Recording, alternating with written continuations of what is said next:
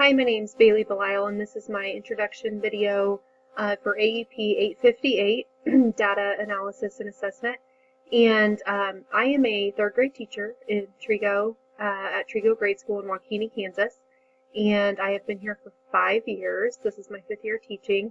I was in third grade my first 2 years, and then first grade the 2 years after that. And then this is my 5th year, and I moved back to third grade.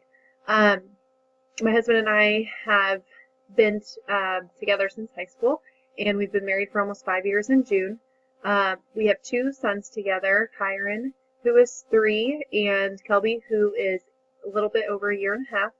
And we have one on the way in June. This summer we're expecting. Not sure if it's a boy or a girl, but we find out next week. I am taking this course with a colleague of mine, and we've been working on our master's together for over 1 year. And my brother has also been joining us in that journey of getting our master's degree. And my mom's also taking this as an elective for one of her things that she's doing. So have a lot of support in the course and excited to learn a lot about different data measures and how they can be used in education. As far as data analysis and different measures of data that I've used personally in my educational career, in my first 2 years in third grade, I did a lot of just using like different programs to level my readers, and that kind of data was really important in creating reading groups, and more so this year, my 3rd year in third grade, as I'm trying to utilize a center-based reading setup in my room.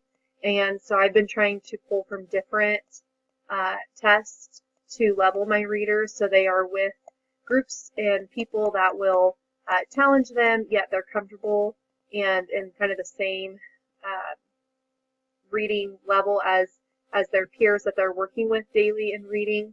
I'd like to in the future do the same for math, but in order to put those kids with the readers that will best suit them and put them in a group that will best suit them, I've used a lot of different just like star reading, just how they perform on their daily work, how fluently they read out loud, and just in one-on-one settings with myself.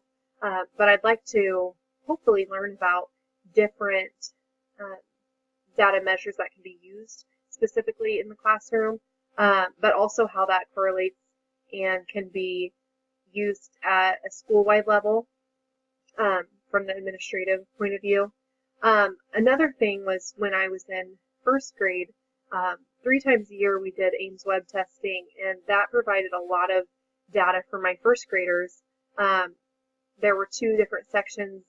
One was over math and the other section was over reading, and each had like a subcategory, and that provided a lot of information about what kind of number sense the first, our students had, and how phonemically aware they were, what they were really struggling when it came to the reading portion of it. So that data was really helpful when we were not only leveling our readers in our classroom, but then relaying information from one grade to the next to kind of give the next year's teacher a good understanding of where that student was and what progress they made while they were in that grade before, and then how they could see that would relate to how they were performing at that next grade level that they were teaching.